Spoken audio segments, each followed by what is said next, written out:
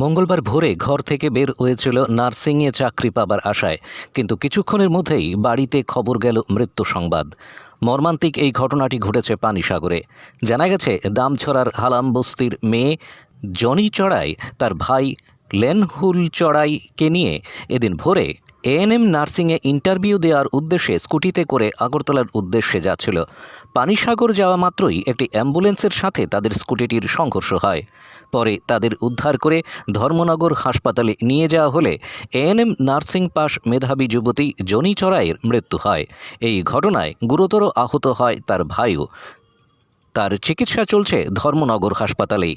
ঘটনায় শোকের ছায়া নেমে এসেছে দামছড়ার হালাম বস্তিতে। একটা দুর্ভাগ্য অ্যাক্সিডেন্ট হয়েছে আজকে আগরতলা উদ্দেশ্যে রওনা দিছিল। ঘর থেকে বার হয়েছিল 4টার সময়, ভোর 4টার সময়। কেননা আজকে তার ইন্টারভিউ ছিল নার্সের। তিনি গত বছর কমপ্লিট করেছিল এএনএম উদয়পুরের নার্সিং ইনস্টিটিউটে। আজকে এই সবে ত্রিপুরাবাসী তো জানে আজকে ইন্টারভিউ আছে। গতকাল থেকে শুরু হয়েছে ইন্টারভিউ, নার্সিং ইন্টারভিউ। সেই জন্য জনি ত্রিপুরা আজকে এই ইন্টারভিউ উদ্দেশ্যে রওনা দিয়েছিল আগরতলায়। প্রথম স্ত্রী মারা গেছেন আগুনে পুড়ে। মঙ্গলবার দ্বিতীয় স্ত্রীর মৃত্যু হল রহস্যজনকভাবেই। খুনের অভিযোগ স্বামীর বিরুদ্ধে। ঘটনা কমলপুরের মানিক ভাণ্ডারের শিলপাড়ায়। জানা গেছে, এলাকার কার্তিক শীলের বড় ভাই পারিবারিক প্রয়োজনে কার্তিকের স্ত্রীকে ডাকাডাকি করলে ঘরে মৃত অবস্থায় পড়ে থাকতে দেখে। পাড়াপড়শিদের ঘটনাটি জানায়। খবর পেয়ে পুলিশ ঘটনাস্থলে ছুটে এসে গ্রেপ্তার করে মৃতার স্বামী কার্তিক শীলকে। এলাকাবাসীর অভিযোগ, কার্তিক এর আগেও একবার বিয়ে করেছিল, কিন্তু নাবালক 2 সন্তানকে রেখে রহস্যজনকভাবে অগ্নিদগ্ধা হয়ে মৃত্যু হয় প্রথমা স্ত্রীর। এবার দ্বিতীয় স্ত্রীও মৃত্যু হলো রহস্যজনকভাবেই। স্থানীয়দের ধারণা, কার্তিক খুন করেছে তার স্ত্রীকে। পুলিশ ঘটনার তদন্ত করছে।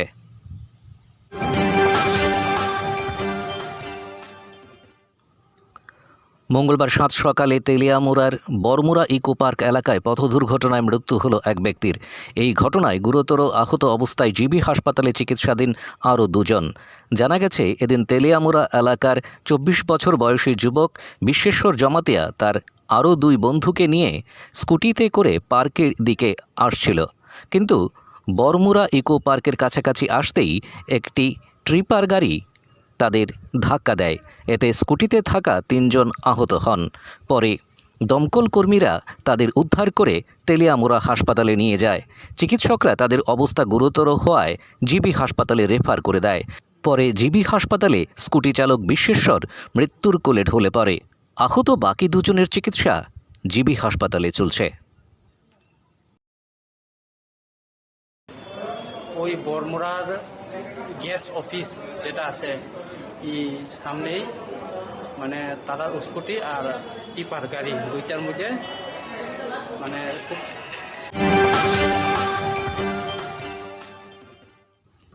আবারও আগরতলার মহারাজগঞ্জ বাজার থেকে উদ্ধার হলো এক ব্যক্তির মৃতদেহ।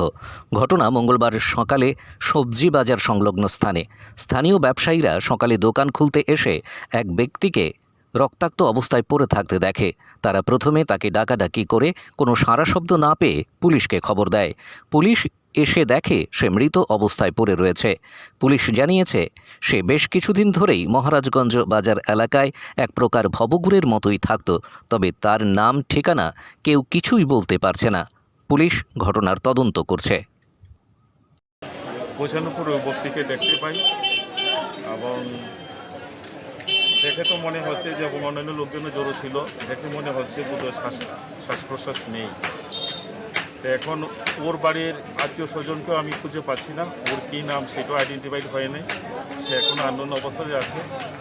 লোকাল পার্সনদেরকে জিজ্ঞাসাবাদের ওরা বলছে যে সে বাজারে নাকি কাগজপত্র কুড়িয়ে বেড়াতো।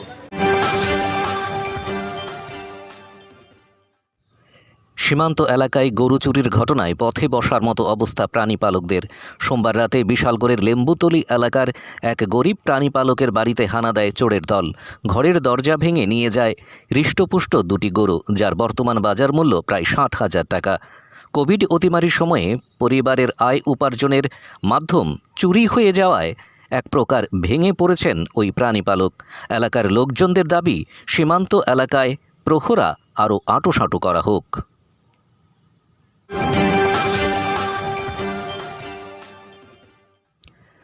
দীর্ঘদিন ধরে বিদ্যুৎ সংযোগ নেই বিশালগড়ের নেহালচন্দ্রনগর গ্রামে। এতে ক্ষুব্ধ হয়ে এলাকার লোকজন ধর্ণা দেয় বিদ্যুৎ অফিসে। এবার সমস্যা সমাধানে মাঠে নামল খোদ বিদ্যুৎ দপ্তরের ডিজিএম। জানা গেছে, মঙ্গলবার সকালে বিদ্যুৎ কর্মীদের নিয়ে নেহালচন্দ্রনগরের পরিবাহী লাইন সারাইয়ে তদারকিতে নামেন ডিজিএম রাজীব কুমার। পরিবাহী লাইনের সাথে থাকা গাছপালার ডালা পরিষ্কার করা হয়, একই সাথে কোথাও কোনো ত্রুটি আছে কিনা তাও খতিয়ে দেখা হয়। আগামী এক সপ্তাহের মধ্যেই এই এলাকায় বিদ্যুতের লাইন সচল হয়ে যাবে বলে লোকজনদের আশ্বস্ত করেছেন তিনি। সেটাই আমরা ভিজিট করতে সহযোগিতা দেখতে এসেছি, তো ঠিকঠাকভাবে কাজ হচ্ছে কিনা বা আরও কীভাবে করা যায়।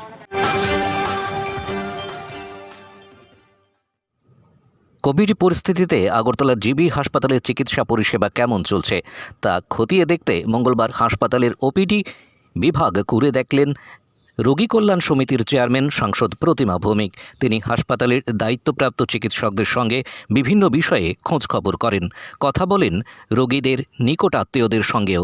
তিনি হাসপাতালের ব্যবস্থাপনায় সন্তোষ ব্যক্ত করেন।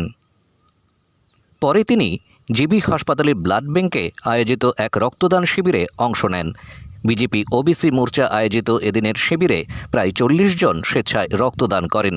বর্তমান কোভিড পরিস্থিতিতে এই রকম রক্তদান শিবিরের আয়োজন বড় প্রয়োজন বলে মন্তব্য করেন সাংসদ প্রতিমা ভৌমিক।